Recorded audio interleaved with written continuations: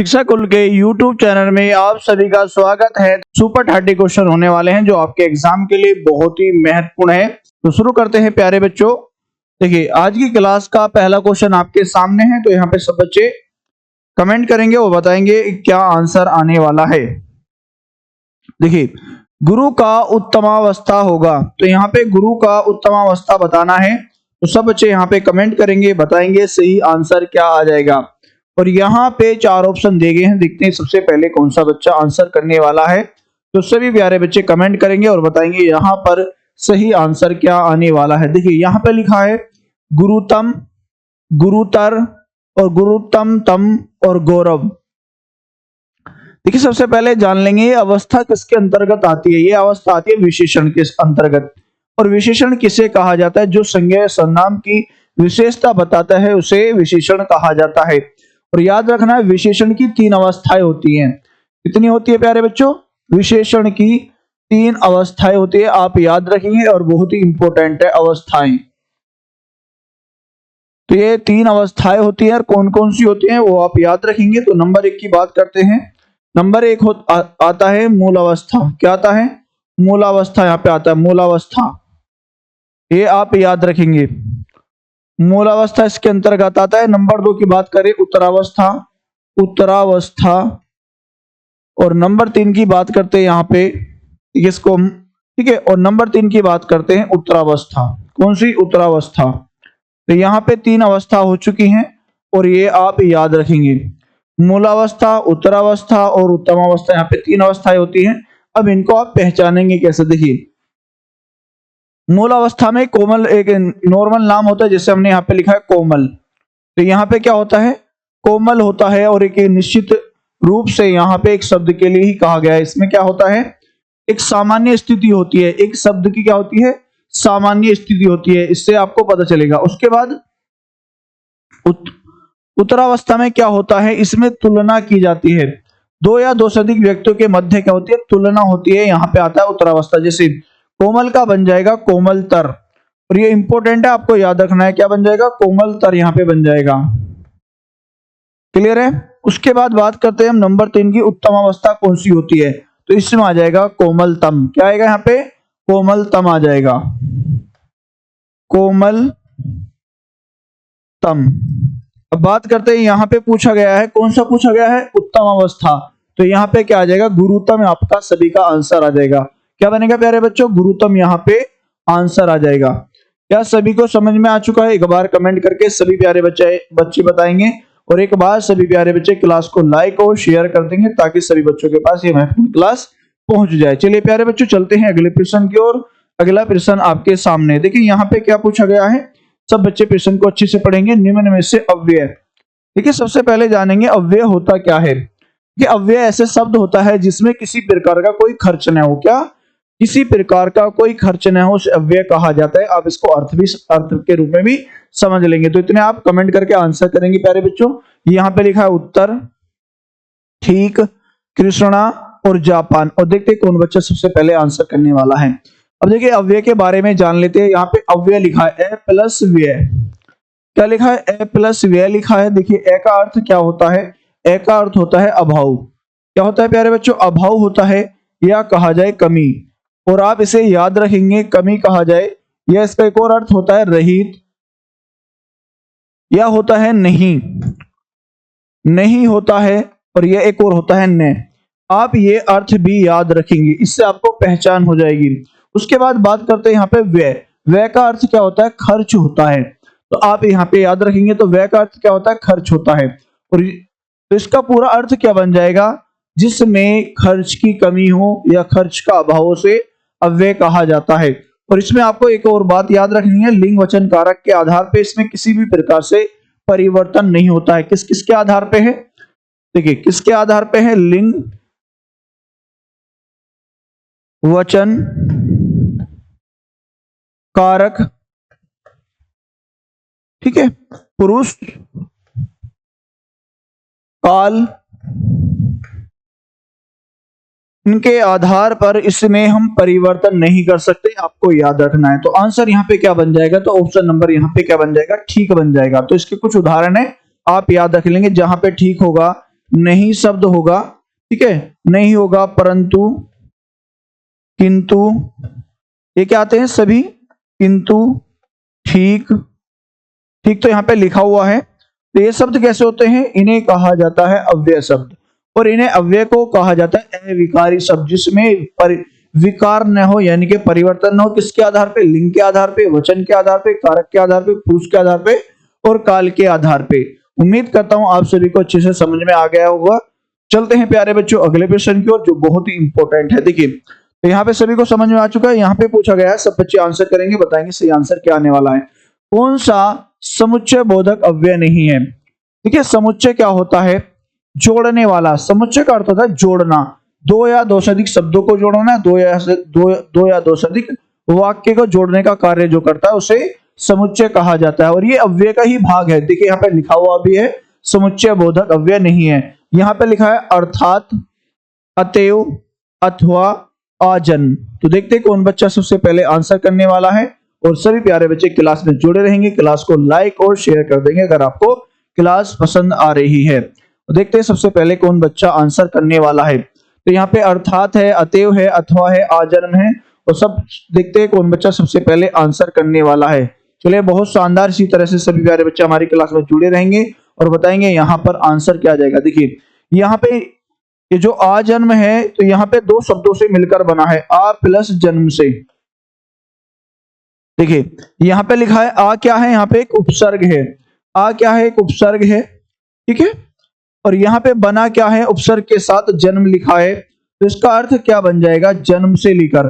तो इसका अर्थ क्या बना, जन्म से लेकर, जन्म से लेकर इसका अर्थ बन जाएगा।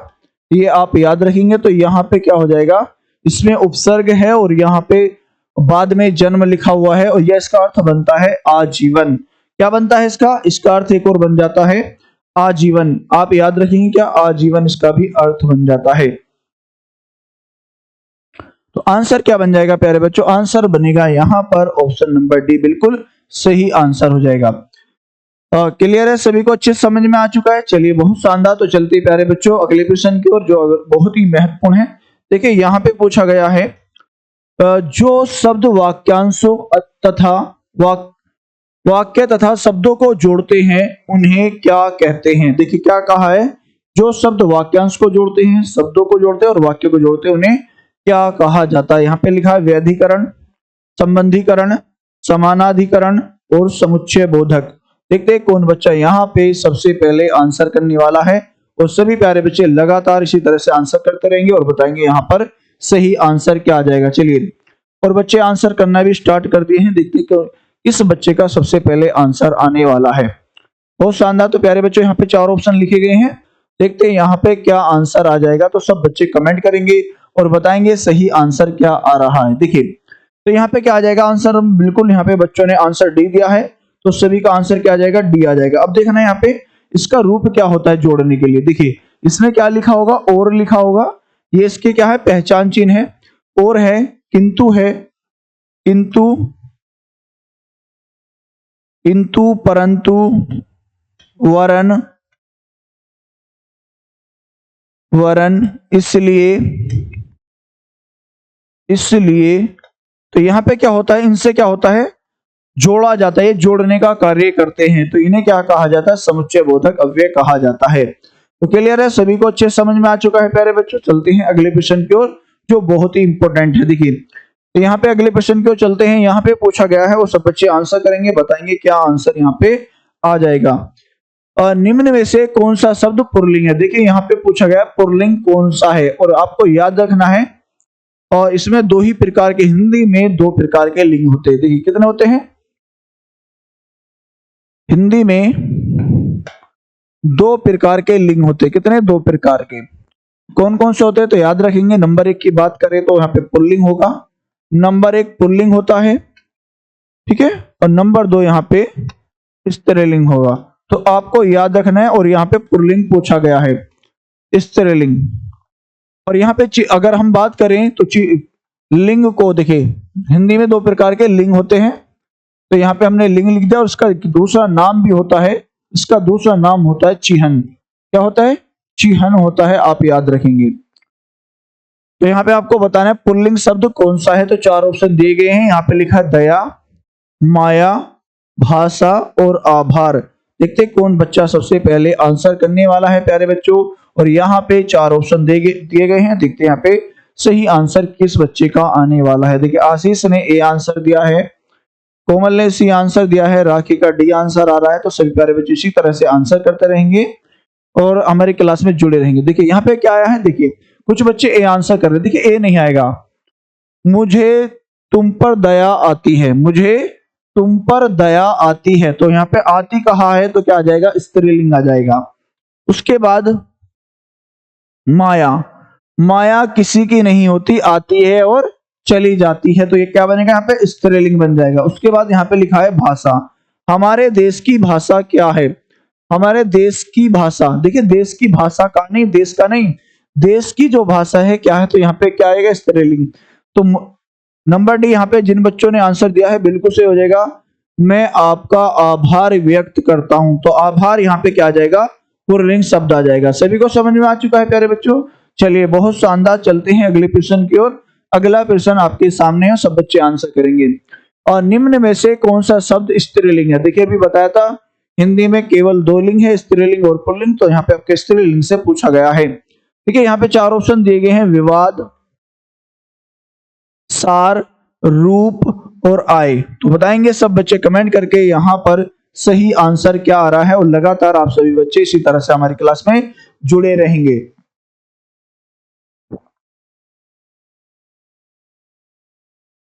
तो प्यारे बच्चों यहाँ पे बताना है क्या आंसर आ जाएगा। चलिए देखिए, और यहाँ पे कुछ बच्चे बी आंसर कर रहे हैं, कुछ सी कर रहे हैं, कुछ बच्चे डी भी आंसर कर रहे हैं। चलिए देखते हैं किस बच्चे का यहाँ पे सही होने वाला है।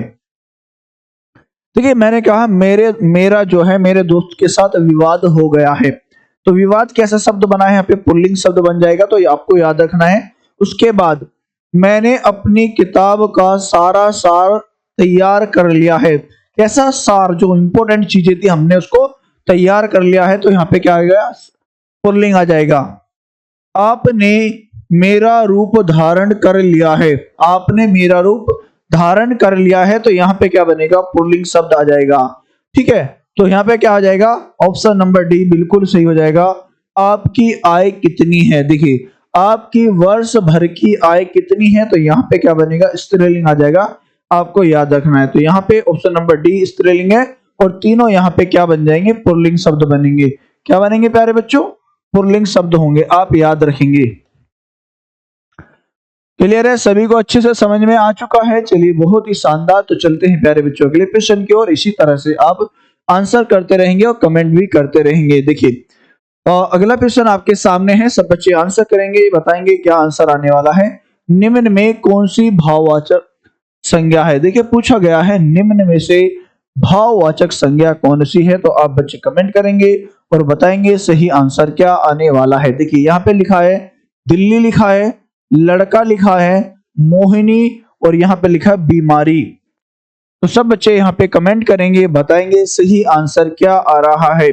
और सभी प्यारे बच्चे लगातार हमारे साथ जुड़े रहेंगे हमारे चैनल के साथ और बताएंगे सही आंसर क्या आ जाएगा। देखिए यहाँ पे बच्चे आंसर कर रहे हैं ए, कुछ बच्चे बी आंसर कर रहे हैं, कुछ बच्चे सी आंसर कर रहे हैं और यहाँ पे मोहिनी ने दिया है डी आंसर। देखिए यहाँ पे किस बच्चों का सही आंसर होने वाला है। देखिए दिल्ली क्या है, दिल्ली एक व्यक्तिवाचक संज्ञा है। क्या है प्यारे बच्चों, व्यक्तिवाचक संज्ञा। और संज्ञा किसे कहते हैं, संज्ञा कहा जाता है किसी वस्तु, व्यक्ति, स्थान के नाम का बोध कराया जाए, यानी कि उसका स्पष्ट रूप से नाम बताया जाए, उसे संज्ञा कहा जाता है। और संज्ञा का दूसरा नाम भी नाम होता है, आप याद रखेंगे। और देखिए यहाँ पे दिल्ली है, सिर्फ एक के लिए ही बात की गई है, तो दिल्ली के लिए तो यहाँ पे क्या बनेगा, व्यक्तिवाचक संज्ञा। उसके बाद यहाँ पे लिखा है लड़का। अब देखिए यहाँ पे क्या है, एक जाति के लिए प्रयोग किया गया है। ये लड़का जाति है, लड़की जाति है, नदी जाति है, पर्वत जाति है। ठीक है, तो यहाँ पे क्या बन जाएगा, फल जाति है, पशु जाति है। तो यहाँ पे क्या बनेगा, लड़का क्या है कि जातिवाचक संज्ञा बन जाएगा, जातिवाचक संज्ञा। क्लियर है। उसके बाद यहाँ पे लिखा है मोहन। तो मोहन क्या है, मोहन तो सिर्फ एक व्यक्ति का ही नाम है, तो यहाँ पे एक व्यक्ति के लिए कहा है, तो मोहन भी यहाँ पे व्यक्तिवाचक संज्ञा हो जाएगा। कौन सा बनेगा यहाँ पे? मोहन व्यक्तिवाचक संज्ञा हो जाएगा, आप याद रखेंगे। उसके बाद यहाँ पे बना है बीमारी, तो यहाँ पे क्या बन जाएगा? बीमार का बनता है बीमारी। क्या बनता है? बीमार शब्द का बन जाएगा बीमारी, और ये होती है भाववाचक संज्ञा। अब जान लेंगे यहाँ पे और कौन कौन सी होती है भाववाचक। जैसे हमने यहाँ पे लिखा बुढ़ापा, कौन सा होता है? बुढ़ापा होता है, तो यहाँ पे क्या बनेगा? बुढ़ापा। तो ये क्या है? भाववाचक संज्ञा है। ममता बनेगा या ममता हो जाता है, ममता, अपनापन, अपनापन। तो ये सब क्या होती हैं? भाववाचक संज्ञा होती हैं। क्लियर है? उसके बाद ध्यान रखेंगे यहाँ पे प्यारे बच्चों, देखिए अब बात करते हैं व्यक्ति की, तो यहाँ पे क्या आ जाएगा? गंगा नदी जो है, क्या आएगा यहाँ पे? व्यक्तिवाचक संज्ञा होगी। अगर हम बात करें जाति की, तो अगर हमने यहाँ पे पर्वत लिख दिया, क्या लिखा यहाँ पे? पर्वत लिखा या नदी लिखा, तो ये सब क्या होते हैं? नदी, ये होते हैं जातिवाचक। और हमने यहाँ पे लिख दिया हिमालय, तो हिमालय क्या होगा? यहाँ पे व्यक्तिवाचक संज्ञा होता है। तो सभी को समझ में आ चुका है प्यारे बच्चों? चलिए बहुत शानदार। अगर आपको चीज समझ में आ चुका है तो कमेंट करके जरूर बताना है। चलिए चलते हैं अगले प्रश्न की ओर। अगला प्रश्न आपके सामने है, सब बच्चे कमेंट करेंगे और बताएंगे यहाँ पर सही आंसर क्या आ जाएगा। ठीक है, यहाँ पे लिखा ए राकेश यहाँ आओ, इस वाक्य में कौन सा कारक है? ठीक है, यहाँ पे पूछा गया है कारक, तो कौन सा कारक है, किसका उदाहरण है, किस कारक का, ये आपको बताना है। ठीक है, कारक किससे कहते हैं? जो वाक्य में विभक्ति के रूप में प्रयोग होते हैं उसे कारक कहा जाता है। देखिए जैसे यहाँ पे बात करते हैं हम कारक की, तो कारक का क्या क्या नाम है ये भी आपको याद रखना है। कारक, कारक का दूसरा नाम है परसर्ग। क्या होता है? परसर्ग होता है। ठीक है, तो यहाँ पे क्या होता है? परसर्ग होता है, यानी कि साथ में चलने वाला जुड़ के। उसके बाद यहाँ पे बात करते हैं कितने प्रकार के होते हैं, तो ये होते हैं 8 प्रकार के। कितने प्रकार के होते हैं? 8 प्रकार के होते हैं, तो याद रखेंगे। अब बात करते हैं, यहाँ पे पूछा गया है ए राकेश यहाँ आओ, तो यहाँ पे क्या हो जाएगा बताएंगे सब बच्चे कमेंट करके क्या आंसर बनने वाला है। तो यहाँ पे 4 ऑप्शन है, अधिकरण कारक है, संबोधन है, कर्ता है, और यहाँ पे करण कारक दिया गया है। तो बताएंगे सब बच्चे आंसर क्या आ जाएगा। सब बच्चे कमेंट करेंगे और बताएंगे सही आंसर क्या आने वाला है। देखिए यहाँ पे पूछा है अधिकरण, तो अधिकरण यहाँ पे क्या आता है? तो इसकी पहचान क्या होती है? में, पे और पर होता है। तो याद रखेंगे, तो इसकी जो विभक्ति चिन्ह है में, पे, पर होता है। जैसे जंगल में शेर रहता है, तो यहाँ पे क्या आ चुका है? में आ जाएगा। या मेज पर बिल्ली बैठी है, तो जैसे हम एक उदाहरण लिख लेते हैं यहाँ पे में, ठीक है, बिल्ली मेज पर, बिल्ली मेज पर बैठी है।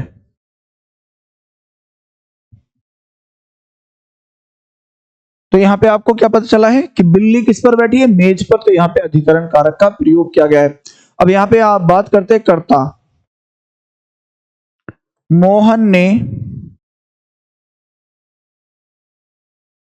साइकिल चलाई।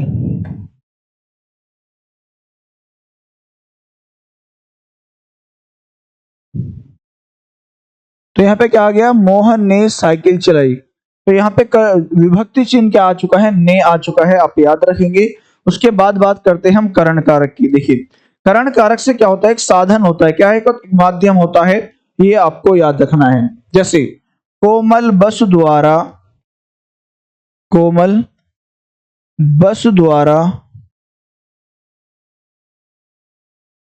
विद्यालय गई।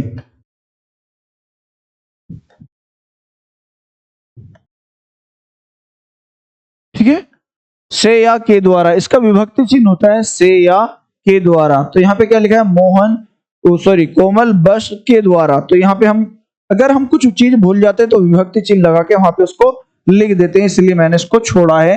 तो ये भी आपको याद रखना। तो क्या हो जाएगा यहाँ पे? कोमल बस के द्वारा विद्यालय गई। तो यहाँ पे क्या आ जाएगा? करण कारक का प्रयोग किया जाएगा। तो सभी को समझ में आ चुका है प्यारे बच्चों। तो आंसर यहाँ पे क्या बना है? तो यहाँ पे बिल्कुल सही आंसर क्या आ रहा है? जिन बच्चों ने आंसर दिया है ऑप्शन नंबर बी बिल्कुल सही आंसर हो जाएगा।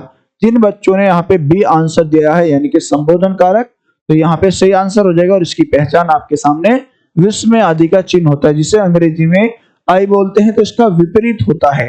क्लियर है सभी का कॉन्सेप्ट? चलिए बहुत शानदार, चलते हैं अगले प्रश्न की ओर। अगला प्रश्न आपके सामने है। देखिए, वृक्षों से पत्ते झड़ते हैं में कौन सा कारक है? तो बताएंगे वृक्षों से पत्ते गिरते हैं, तो कौन सा कारक का प्रयोग किया गया था? प्रकर्ता कारक है, संप्रदान है, अपादान है और अधिकरण है।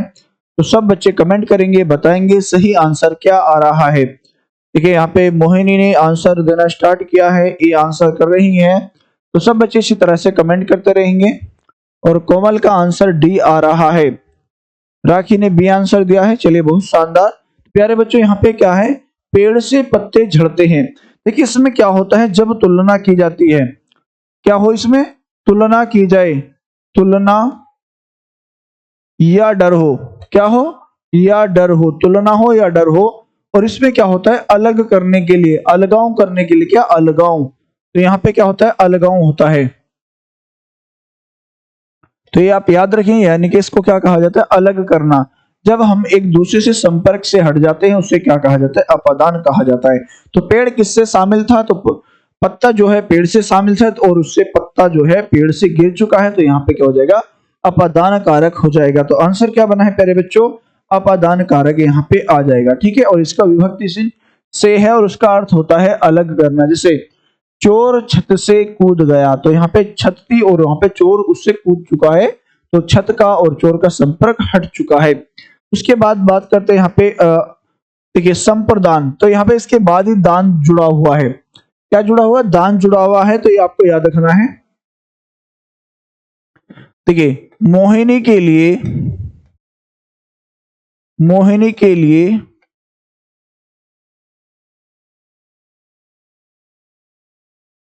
रसगुल्ला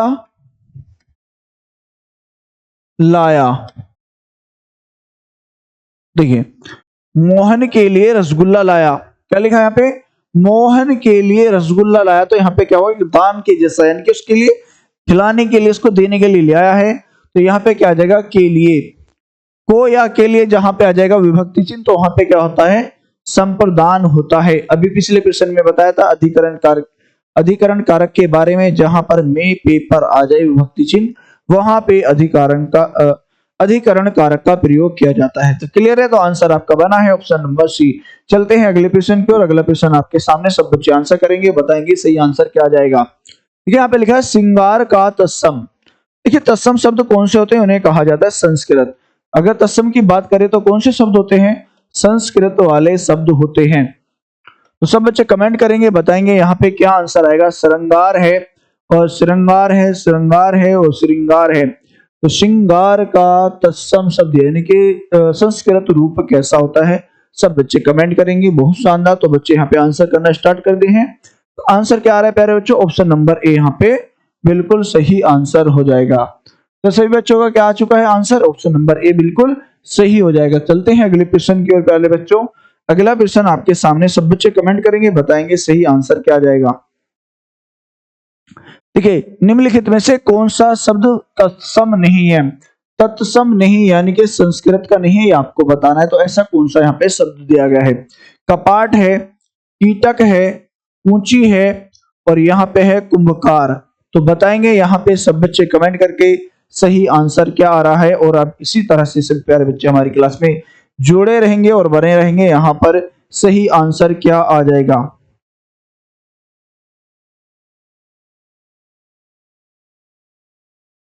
चलिए देखते हैं कौन बच्चा सबसे पहले आंसर करने वाला है। चलिए देखिए यहाँ पे कपाट लिखा है, तो कपाट का हिंदी क्या होता है? किवाड़ होता है। क्या होता है प्यारे बच्चों? किवाड़ होता है। और यहाँ पे कुंभकार का क्या होता है? कुम्हार होता है, कुम्हार होता है। तो यहाँ पे ये तो कंफर्म हो चुका है कि यहाँ पे क्या है?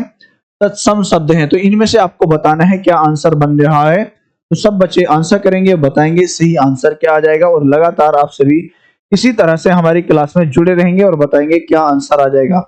देखिए यहाँ पे कुची क्या है? तत्सम तद्भव शब्द है। क्या है? तद्भव शब्द है। तो इसका तत्सम क्या बनता है? कुर्चिका बनता है। क्या बनता है? कुर्चिका बनता है। इसे कहा जाता है तत्सम शब्द। क्या होता है? ये तत्सम शब्द होता है। क्लियर है प्यारे बच्चों? तो यहाँ पे क्या बन जाएगा, कुरुचि का यहाँ पे बन जाएगा और ये होता है तत्सम शब्द, ये आप याद रखेंगे। ठीक है, तो सभी को समझ में आ चुका है, इसे कहा जाता है कुची। तो यहाँ पे आंसर आ चुका है प्यारे बच्चों। इसी तरह से आप सभी हमारी क्लास में जुड़े रहेंगे बहुत शानदार तरीके से। तो आंसर बन जाएगा ऑप्शन नंबर सी। चलिए बहुत शानदार, चलते हैं अगले प्रश्न की ओर। अगला प्रश्न आपके सामने है, देखते कौन बच्चा सबसे पहले आंसर करने वाला है। तटस्थ का भिन्न अर्थ क्या है? देखिए, तटस्थ का भिन्न अर्थ पूछा गया, यानी कि भिन्न का अर्थ है इससे अलग। तो यानी कि जो तटस्थ से लिखा है इसके कुछ अर्थ हैं, तो इनसे अलग कौन सा है? यहाँ पे लिखा बढ़ई, ठीक है, सूत्रधार, शिलान्यास और विश्वकर्मा। तो देखते हैं कौन बच्चा सबसे पहले आंसर करने वाला है। तो सभी प्यारे बच्चे कमेंट करेंगे, बताएंगे यहाँ पर सही आंसर क्या आ रहा है। चलिए बहुत शानदार, और इसी तरह से सभी प्यारे बच्चे हमारी क्लास में जुड़े रहेंगे और आंसर करेंगे, बताएंगे यहाँ पर सही आंसर क्या आ जाएगा। चलिए बहुत शानदार, मोहिनी आंसर कर रही है ई, कोमल का सी आंसर है, राखी बी आंसर कर रही है, संगीता ने डी आंसर दिया है। चलिए बहुत शानदार। तो प्यारे बच्चों यहाँ पे आंसर क्या बन रहा है? जिन बच्चों ने सी आंसर दिया है, तो ये कैसे हो जाएगा? भिन्न हो जाएगा, ये अलग हो जाएगा। शिलान्यास यानी कि उद्घाटन करना, किसी चीज की हम बुनियाद को शुरू करते हैं। तो यहाँ पे आंसर क्या बना? ऑप्शन नंबर सी बिल्कुल सही हो जाएगा। अगले प्रश्न की ओर चलते हैं, और अगला प्रश्न पूछा गया है, देखिए यहाँ पे चिन्ह से पूछा गया है। किससे? चिन्ह टॉपिक से पूछा गया। तो देखते कौन बच्चा यहाँ पर सही आंसर करने वाला है। उसने मुझसे कहा मैंने आज एक मशीन खरीदी। देखिए उसने क्या कहा है? खरीदी है। उसने मुझसे कहा मैंने आज एक मशीन खरीदी है। तो यहाँ पे प्यारे बच्चों आपके सामने प्रश्न है और पूछा गया है इसमें, देखिए प्रश्न पूछा गया है, उक्त वार्तालाप में किस विराम चिन्ह की कमी या त्रुटि है? तो यहाँ पे पूछा गया है कमी या त्रुटि। तो देखते कौन बच्चा यहाँ पे आंसर करने वाला है। तो आप बताना है, आपको चार ऑप्शन यहाँ पे लिखे हैं। ऑप्शन नंबर ए यहाँ पर है, ऑप्शन नंबर बी यहाँ पर है, ऑप्शन नंबर सी और ऑप्शन नंबर डी। तो यहाँ पे क्या आंसर आ जाएगा प्यारे बच्चों? बहुत शानदार। तो बच्चों ने यहाँ पे आंसर दिया है option number C. Option number C यहाँ पे बिल्कुल सही हो जाएगा। देखिए इसका नाम क्या है? इसे कहते हैं अल्प विराम। क्या कहा जाता है? अल्प विराम कहा जाता है। यानी वाक्य में जब हम थोड़ी यानी कि क्षणिक समय के लिए रुकते हैं, थोड़ा रुक कर चलते हैं, उसे क्या कहा जाता है? अल्प विराम कहा जाता है। अल्प का अर्थ होता है कम, विराम माने ठहरना, जहां पर कम समय के लिए ठहरा जाए। तो ये अल्प विराम कहा जाएगा। तो यहाँ पे त्रुटि है, तो यहाँ पे लग चुका है, तो यहाँ पे बिल्कुल वाक्य शुद्ध हो जाएगा। और किसके कारण हुआ था यहाँ पे अशुद्ध? इस अल्प विराम के। देखिए यहाँ पे इस चिन्ह का नाम है योजक, और ये कहाँ पे प्रयोग किया जाता है? ये होता है संबंध। इसका एक और नाम है संबंध। क्या होता है? संबंध बोधक इसको कहा जाता है। और ये कहाँ पे प्रयोग किया जाता है? जहां पर विपरीत अर्थक शब्द होते हैं, एक दूसरे के विपरीत शब्द होते हैं। जैसे हमने लिखा है यहाँ पे भेड़ बकरी। क्या लिखा है? भेड़ बकरी है, और ये इंपोर्टेंट भी है, भेड़ बकरी आप याद रखेंगे। तो यहाँ पे प्रयोग किया जाता है योजक चिन्ह। क्या किया जाता है? योजक चिन्ह इसको कहा जाता है। उसके बाद यहाँ पे लिखा है उद्धरण चिन्ह। क्या? उद्धरण चिन्ह इसको कहा जाता है, उद्धरण चिन्ह। और ये दो प्रकार के होते हैं। तो ये यहाँ पे कौन सा है? दुहरा है। क्या है? दुहरा। और यहाँ पे लिखा है इकहारा। क्या लिखा है? इकहारा उद्धरण चिन्ह है। कौन सा है? इकहारा उद्धरण चिन्ह है, याद रखेंगे। क्या सभी को समझ में आ चुका है प्यारे बच्चों? चलिए बहुत शानदार। तो चलते हैं अगले प्रश्न की ओर। अगला प्रश्न आपके सामने है। ठीक है, यहाँ पे पूछा गया है दुरात्मा में कौन सा उपसर्ग है? देखिए उपसर्ग किसे कहा जाता है? वे शब्दांश जो किसी भी शब्द के पूर्व में लगकर उस शब्द का अर्थ बदल देते हैं, उसे उपसर्ग कहा जाता है। और उपसर्ग का एक और नाम होता है आदि। आप याद रखेंगे। क्या कहा जाता है इसको? आदि भी कहा जाता है। और आदि का अर्थ होता है आरंभ या प्रारंभ। तो बताएंगे यहाँ पे सब बच्चे कमेंट करके क्या आंसर आ जाएगा। ऑप्शन नंबर एक लिखा है, दो यहाँ पे ऑप्शन नंबर बी है, ऑप्शन नंबर सी और ऑप्शन नंबर डी। तो सब बच्चे कमेंट करेंगे, बताएंगे यहाँ पर सही आंसर क्या आ रहा है। चलिए बहुत शानदार। तो प्यारे बच्चे यहाँ पे आंसर कर रहे हैं, बी आंसर कर रहे हैं कुछ बच्चे, और कुछ बच्चे यहाँ पर सी आंसर कर रहे हैं। तो सभी प्यारे बच्चे क्लास को लगातार लाइक और शेयर करते रहेंगे और हमारे चैनल को सब्सक्राइब भी कर देंगे। तो आंसर यहाँ पे क्या बनेगा प्यारे बच्चों? ऑप्शन नंबर सी जिन बच्चों ने दिया है बिल्कुल सही हो जाएगा। ठीक है, इसको बनाना कैसा है? तो यहाँ पे क्या लिखा है? दुर लिखा है, और उसके बाद एक शब्द बनता है आत्मा, और जब यहाँ पे आ इसके साथ जुड़ जाएगा यानी कि रे के साथ जुड़ेगा, तो रे को यहाँ पे क्या कर देगा, अपनी मात्रा देगा। आ की मात्रा यानी कि खड़ी पाई की मात्रा, तो यहाँ पे इसको रे को पूर्ण कर देगा। और यहाँ पे रे कैसे, आधा यानी कि स्वर रहित है, तो यहाँ पे क्या बनेगा, दुरात्मा यहाँ पे बन जाएगा। तो आंसर क्या बना है, ऑप्शन नंबर सी बिल्कुल सही आंसर हो जाएगा। क्लियर है प्यारे बच्चों, सभी को समझ में आ चुका है। चलिए बहुत शानदार, तो चलते हैं अगले प्रश्न की ओर। देखिए अगला प्रश्न यहाँ पे दिया गया है, पूछा गया है कौन सा शब्द स्वर का वर्गीकरण नहीं है। देखिए वर्गीकरण नहीं है स्वर का, तो ये आपको बताना है। तो सब बच्चे कमेंट करेंगे, बताएंगे यहाँ पे सही आंसर क्या आ जाएगा। देखिए बहुत ही इंपॉर्टेंट क्वेश्चन है। यहाँ पे लिखा है प्लुत, ह्रस्व लिखा है, और यहाँ पे लिखा है संयुक्त, और यहाँ पे लिखा है द्वित। तो बताएंगे सभी प्यारे बच्चे कमेंट करके यहाँ पर क्या आंसर आ रहा है। और आप सभी प्यारे बच्चे इसी तरह से मेरी क्लास में जुड़े रहेंगे और बताएंगे यहाँ पर क्या आंसर बनेगा। देखिए यहाँ पे प्लुत क्या होता है, प्लुत की पहचान सबसे पहले जानेंगे, 3 इकाई की तरह होती है, और ये होता है संस्कृत का। कहां से, वैदिक संस्कृत से इसको लिया गया है, और इसके उच्चारण करते समय 3 मात्रा का समय लगता है, ये आपको याद रखना है। और यहाँ पे किस किस शब्दों में इसको प्रयोग किया जाता है, ओम में, ठीक है, ओम यहाँ पे शब्द है या राम है, तो यहाँ पे इसका प्रयोग किया जाता है। अब देखिए यहाँ पे प्लुत जो है, प्लुत स्वर है, तो मात्रा के आधार यानी कि मात्रा के आधार पे या कालमान के आधार पर इनको 3 भागों में बांटा गया है। तो यहाँ पे प्लुत हो चुका है। उसके बाद हस है। देखिए हस कौन से होते हैं, ए, ई, उ या री। तो यहाँ पे हस होते हैं और इनकी संख्या 4 होती है। उच्चारण करते समय जिसमें एक मात्रा का, जिन स्वरों को उच्चारण करते समय एक मात्रा का समय लगता है उसे हस स्वर कहा जाता है। तो यहाँ पे क्या बन जाएगा, हस स्वर। यहाँ पर ए, ई, उ और यहाँ पर री है और संख्या होती है 4, आप इसको याद रखेंगे। उसके बाद बात करते हैं संयुक्त की। देखिए यहाँ पे संयुक्त स्वर होते हैं, ए प्लस ई के साथ जब जुड़ता है तो यहाँ पे क्या बनता है, ए बनता है, ए बनता है, और ए के साथ जब हम इसको जोड़ देते हैं तो यहाँ पे क्या बनता है, बड़ा ए बनता है। इसे ही क्या कहा जाता है, संयुक्त स्वर कहा जाता है। तो संयुक्त भी हमें स्वर के वर्गीकरण के अंतर्गत ही आता है। तो यहाँ पे क्या आंसर बनेगा, बहुत शानदार बच्चे डी आंसर कर रहे हैं सभी। तो क्या बन जाएगा, यहाँ पे डी आंसर बिल्कुल सही हो जाएगा। ठीक है, द्वित का अर्थ क्या होता है, द्वित का अर्थ होता है जब एक वर्ण शब्द के मध्य में प्रयोग होता है, एक तो आधा होता है और उसी के जैसा पूर्ण होता है। या कहा जाए 2 एक जैसे स्वर, एक स्वर रहित होता है और एक स्वर सहित होता है, उसे हम कहते हैं द्वित। जैसे हमने यहाँ पे लिखा है दिल्ली शब्द, क्या लिखा है, दिल्ली शब्द लिखा है, तो सब बच्चे ध्यान देंगे। तो यहाँ पे क्या है, दिल लिखा है और यहाँ पे बना है दिल्ली। तो यहाँ पे 2 शब्द कैसे हो चुके हैं, एक जैसे हैं। एक होता है आधा यानी कि स्वर रहित होता है और एक होता है स्वर सहित। तो यहाँ पे बन जाएगा द्वित, इसे कहा जाता है द्वित। तो यहाँ पे ये स्वर के अंतर्गत नहीं आता है। क्लियर है। तो यहाँ पे जैसे इक्का लिखा है हमने, इक्का, तो ये सब क्या होते हैं, द्वित व्यंजन के उदाहरण होते हैं। क्या होते हैं, द्वित व्यंजन के उदाहरण होते हैं। या इन्हें शब्द युग्म में भी, इन्हें युग्म भी कहा जाता है, युग्म ध्वनि इनको कहा जाता है। क्लियर है, सभी को समझ में आ चुका है। तो बहुत शानदार, चलती है अगले प्रश्न की ओर। अगला प्रश्न आपके सामने है, निम्न में से कौन सा मूल दीर्घ स्वर नहीं है। तो बताएंगे सब बच्चे कमेंट करके, मूल दीर्घ स्वर नहीं है। ऑप्शन नंबर ए है, आ है, बड़ी ई है, ऊ है या ओ है। पूछा गया है मूल दीर्घ स्वर नहीं है। देखिए मूल दीर्घ कैसे होते हैं, मूल का मतलब है अपने मूल अवस्था में जैसे दिखते हो वैसे ही होने चाहिए, उसे मूल कहा जाता है। तो यहाँ पे पूछा गया ऐसा कौन सा स्वर है जो अपनी मूल अवस्था में नहीं है। बात करें मूल अवस्था, जैसे हमने ए के साथ ए को जोड़ा है, तो यहाँ पे किसका निर्माण करेंगे, तो आ का करेंगे।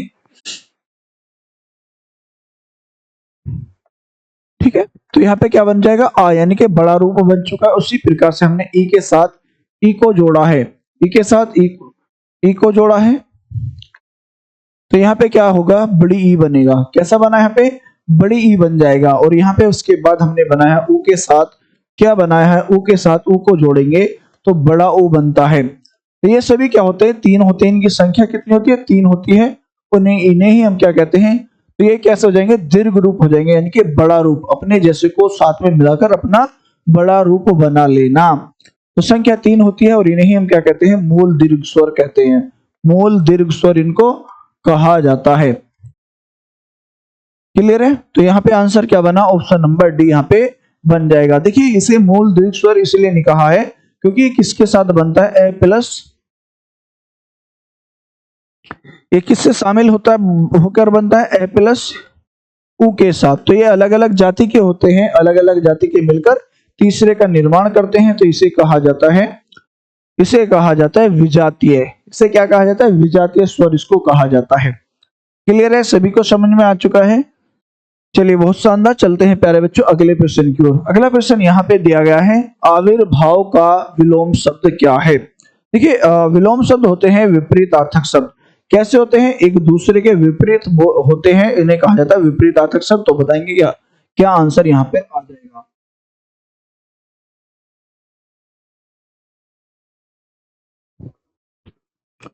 चलिए प्यारे बच्चों, तो यहाँ पे क्या आंसर आ रहा है बताएंगे कमेंट करके। तिरोभाव है, विरक्ति है, अंत है, अधोगति है।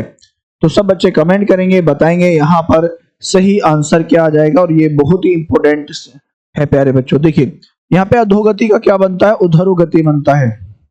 क्या बनता है? उधरोगति बनता है। तो ये तो इसका नहीं बनेगा, तो ये तो इसका विपरीत नहीं होगा। उसके बाद देखिए अंत का क्या बनता है प्यारे बच्चों? अंत का बनता है अनंत। क्या बनता है? अनंत बनता है।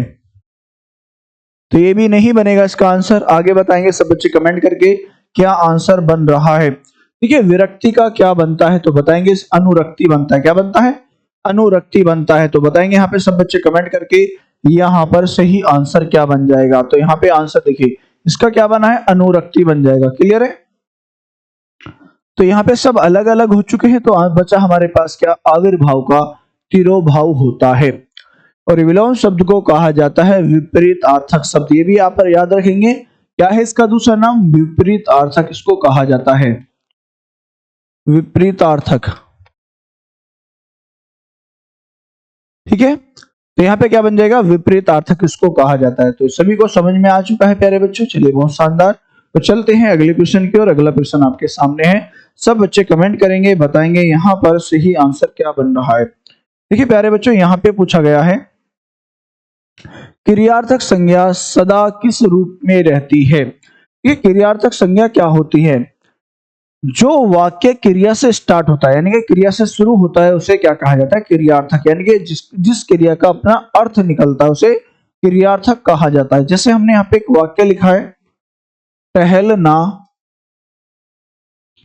स्वास्थ्य के लिए चलिए इसको हम अभी हाँ यहाँ पे लिख देते हैं,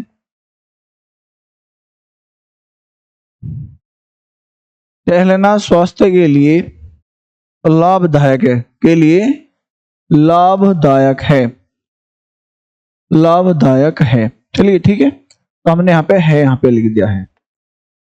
अब देखिए यहाँ पे जो अंत में नहीं आ रही है क्रिया, अंत में नहीं आ रही है, कहीं भी आ जाती है। जब वाक्य में क्रिया कहीं पर भी आ जाती है अंत में छोड़कर, तो उसे कहा जाता है क्रियार्थक क्रिया। तो यहाँ पे क्या आ रहा है? टहलना आ रहा है। टहलने से हमारा अर्थ पता चल रहा है। तो ये हमेशा क्या होती है? एक वचन होती है। ये आप याद रखें क्या होता है? हमेशा एक वचन होती है। क्लियर है? तो यहाँ पे क्या बन जाएगा? एक वचन पुल्लिंग होता है। ये भी आपको याद रखना है। क्लियर है प्यारे बच्चों? टहलना जो होता है, टहलना, टहलनी नहीं, टहलना तो पुल्लिंग शब्द होता है। और कैसे होता है? एक वचन भी होता है। क्लियर है? सभी को समझ में आ चुका है? तो चलते हैं अगले प्रश्न की ओर।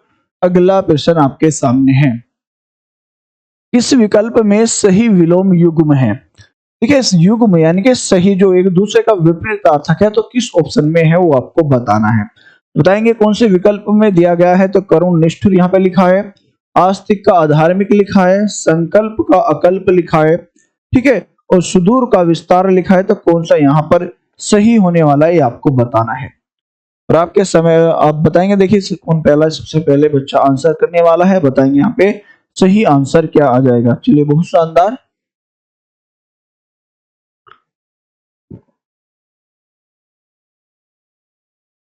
देखिए सुदूर, सुदूर का मतलब होता है दूर। क्या होता है?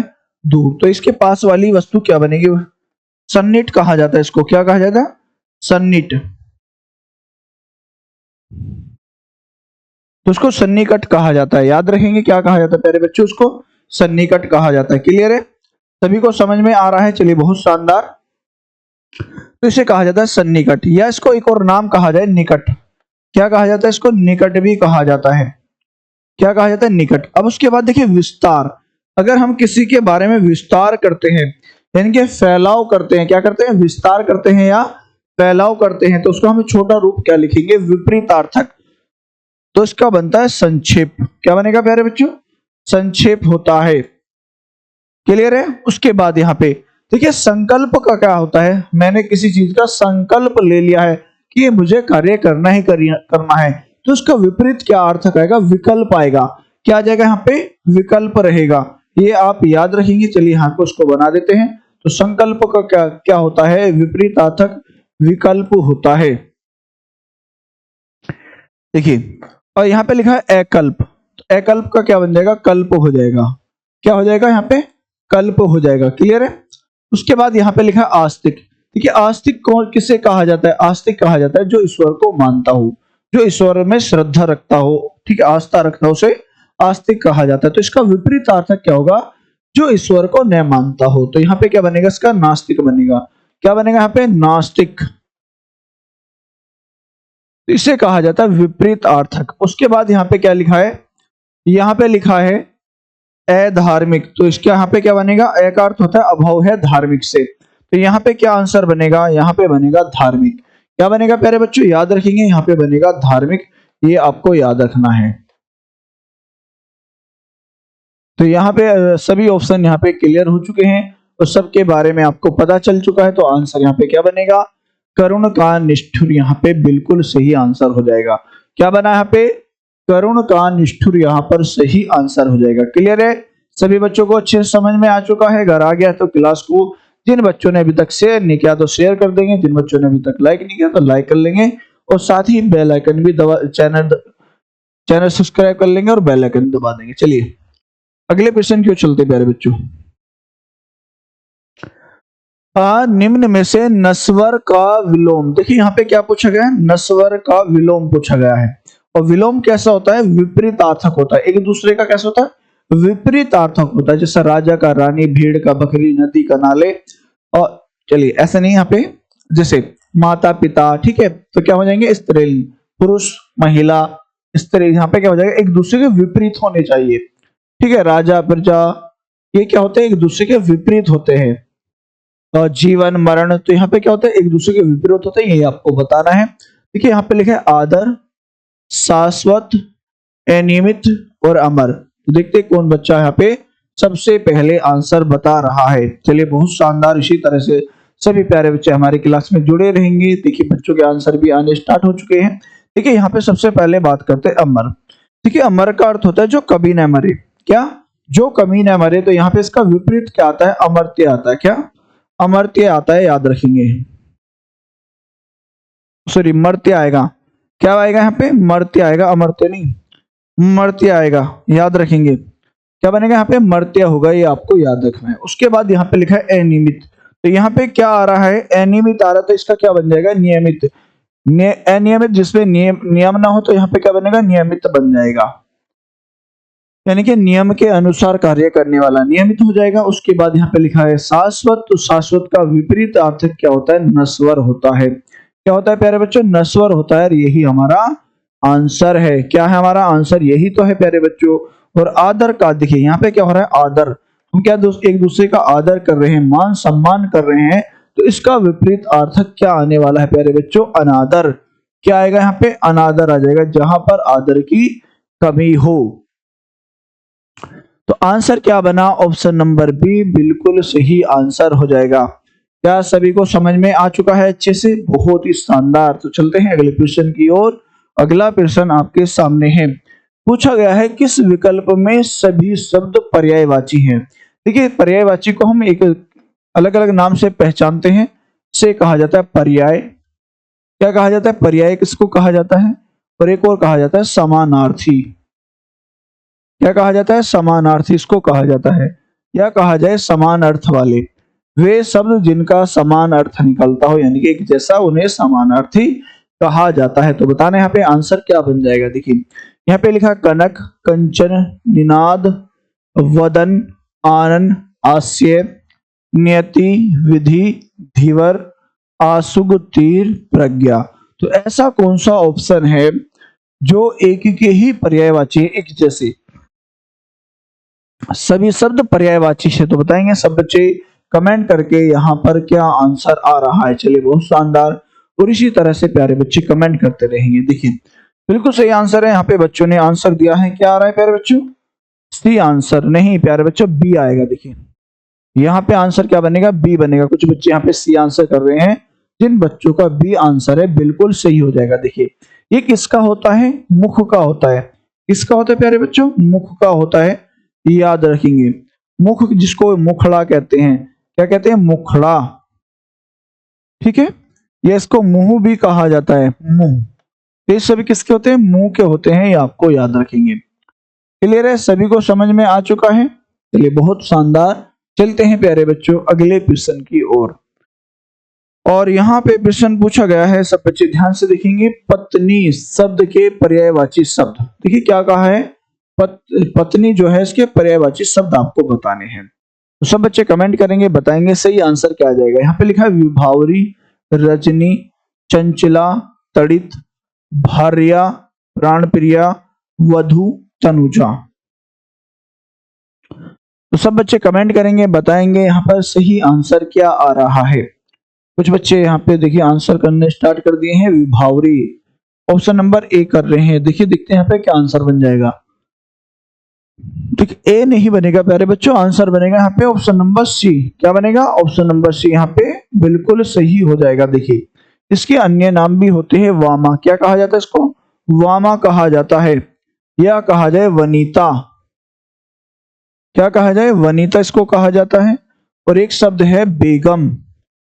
क्या कहा जाता है इसको? बेगम कहा जाता है, या कलत्र इसको कहा जाता है। क्या कहा जाता है? कलत्र। तो आप याद रखेंगे सभी नाम औरत है। क्या है? औरत है, महिला है, तो सभी नाम इनको कहा जाता है। क्लियर है? सभी को समझ में आ चुका है? बहुत शानदार। उसके बाद बात करते हैं प्यारे बच्चे, कुछ बच्चे ने आंसर दिया है ऑप्शन नंबर ए। देखिए ये किसका होता है? रात का होता है।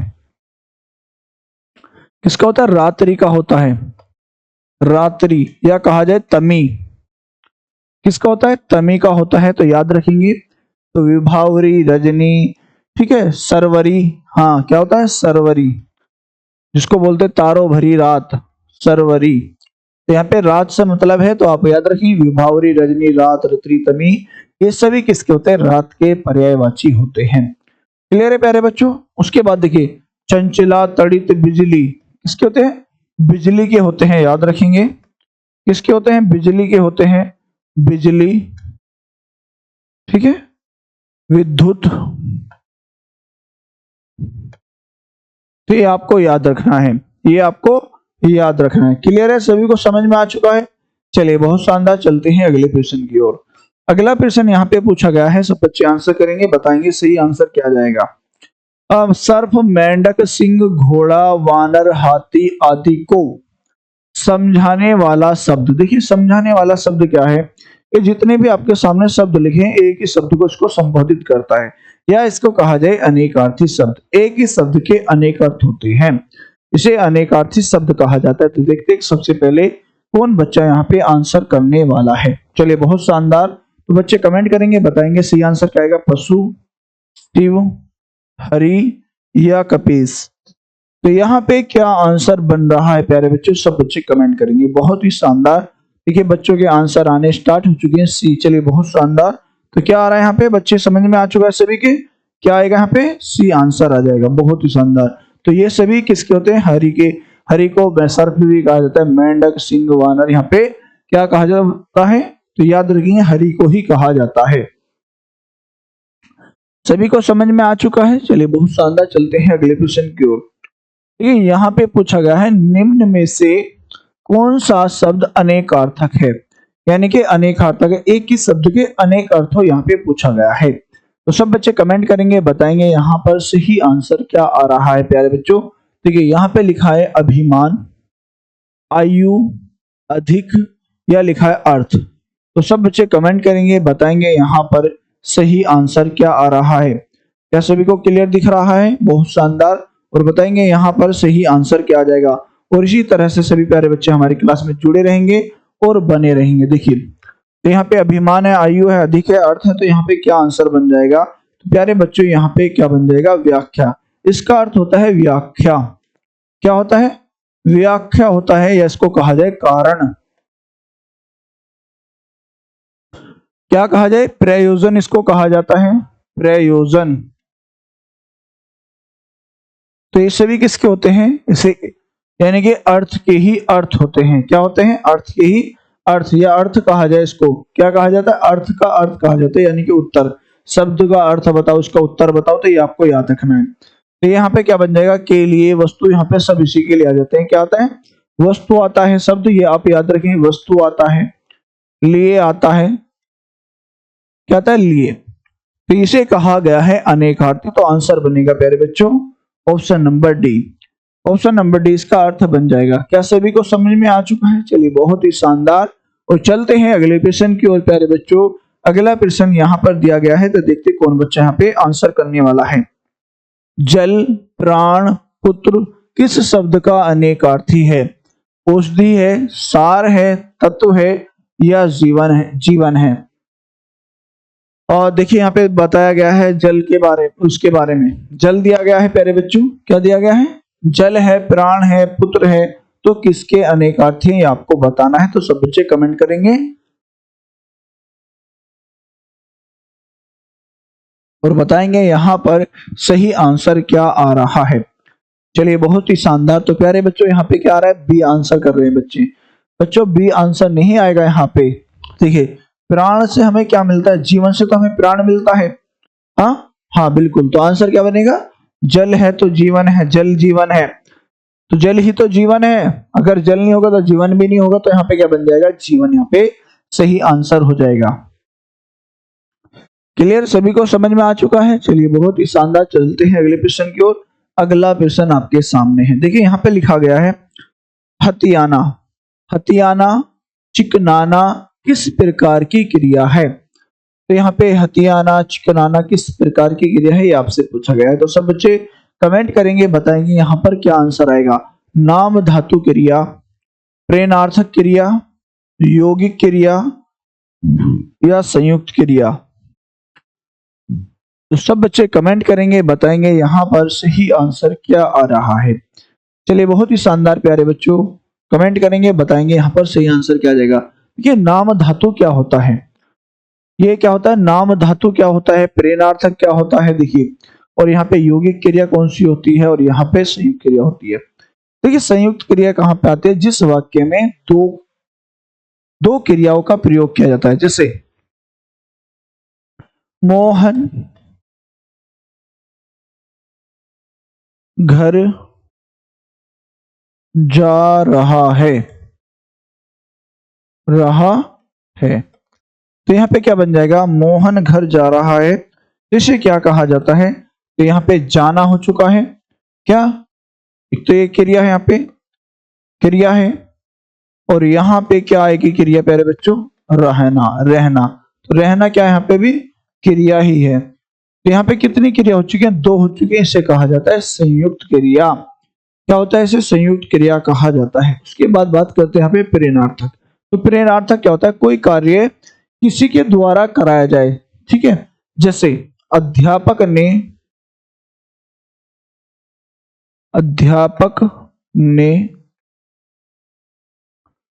छात्रों से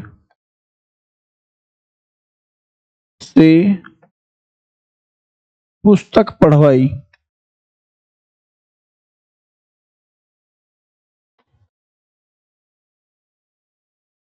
तो यहाँ पे क्या हुआ है?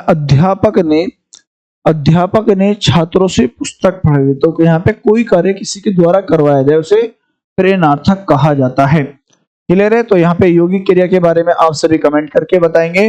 अब बात करते हैं नाम धातु। तो यही हमारा आंसर है। क्या बना यहाँ पे? नाम धातु आंसर हो जाएगा। क्लियर है? तो यौगिक क्रिया के बारे में सब बच्चे कमेंट करके बताएंगे क्या होती है। क्लियर है प्यारे बच्चों? चलिए बहुत शानदार। चलते हैं अगले प्रश्न की ओर। अगला प्रश्न आपके सामने है। सब बच्चे कमेंट करेंगे, बताएंगे सही आंसर क्या आ जाएगा। अब पढ़कर क्या होगा, इस वाक्य में कौन सी क्रिया का प्रयोग किया गया है। देखिए अब पढ़कर क्या होगा इस वाक्य में आपको पूछा गया है, तो क्या आंसर बन रहा है, तो सब बच्चे कमेंट करेंगे, बताएंगे। जहां पर भी एक क्रिया करने के बाद दूसरी क्रिया की जाए, देखिए एक क्रिया खत्म होती है, क्षणिक समय ही दूसरी क्रिया की जाती है, वहां पे कौन सी क्रिया का प्रयोग किया जाता है, तो वहां पे आंसर आएगा पूर्वकालिक क्रिया। क्या बनेगा प्यारे बच्चों, पूर्वकालिक क्रिया। और जहां पर भी रहकर कर जुड़ा हो, रहकर, खाकर, पीकर, ठीक है, खाकर, पीकर, तो जहां आपको ये दिख जाए ना कर जुड़ा हुआ हो, वे हमेशा क्या होते हैं, पूर्वकालिक क्रिया होती हैं। क्लियर प्यारे बच्चों, क्या हो जाएगा, वहां पे पूर्वकालिक क्रिया का प्रयोग किया जाता है। उसके बाद देखिए यहाँ पे प्रेरणार्थक के बारे में, संयुक्त के बारे में बता दिया। द्विकर्मक में देखिए इसमें क्या होता है, द्विकर्मक, मोहन ने गाय को चारा डाला।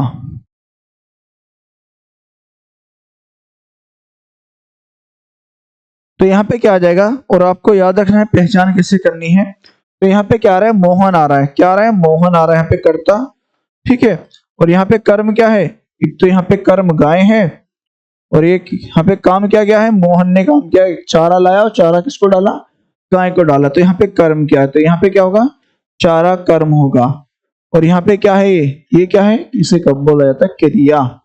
क्या है प्यारे बच्चों, इसे क्रिया कहा जाता है। और आप देख रहे हैं इसे कहा जाता है परसर्ग।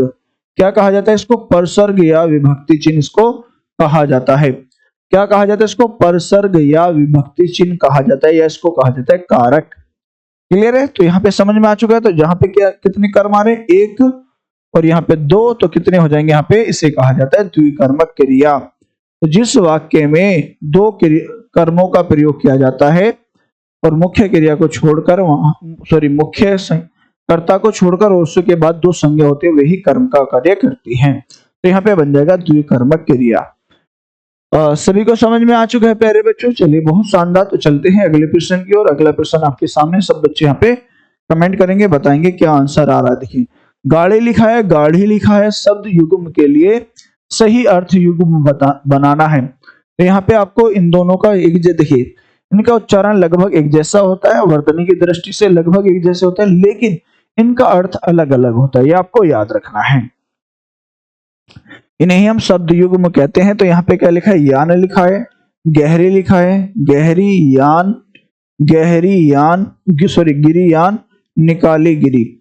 अब देखिए गाड़ी को क्या कहा जाता है, यान कहा जाता है। क्या, गाड़ी को यान कहा जाता है। तो देखेंगे पहला जो गाड़ी आ रहा है तो इसका किस किस ऑप्शन में यान लिखा है। ठीक है, पहले का यहाँ पे यान लिखा है, यहाँ पे गहरी तो गलत हो जाएगा, यहाँ पे गिरी गलत हो जाएगा, और यहाँ पे निकाली भी। तो बिल्कुल यहाँ पे आंसर क्या बन जाएगा प्यारे बच्चों, इस तरह से आप इसका आंसर भी बना लेंगे। तो क्या बनेगा यहाँ पे, ऑप्शन नंबर ए बिल्कुल सही हो जाएगा। गाड़ी का अर्थ होता है यान और गाढ़ी का अर्थ होता है गहरी। क्लियर है, सभी को समझ में आ चुका है। तो चलते प्यारे बच्चों अगले प्रश्न की ओर।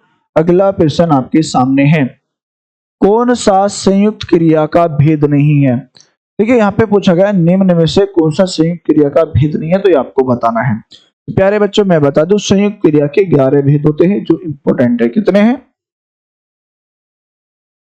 11 भेद होते हैं, और यहां से एग्जाम में पूछा जाता है।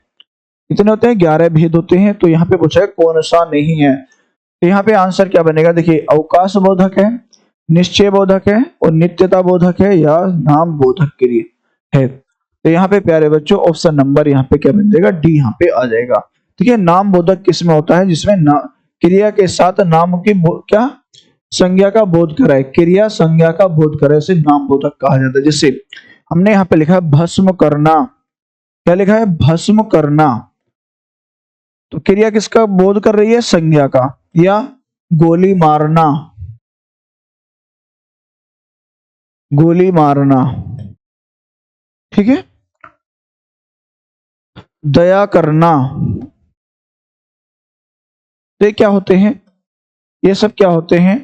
तो यहाँ पे क्या होता है, नाम बोधक क्रिया, नाम बोधक क्रिया इसको कहा जाता है। क्लियर है प्यारे बच्चों, चलिए। और आज की क्लास का आखिरी सवाल है, तो सब बच्चे यहाँ पे आंसर करेंगे, बताएंगे सही आंसर क्या आ जाएगा।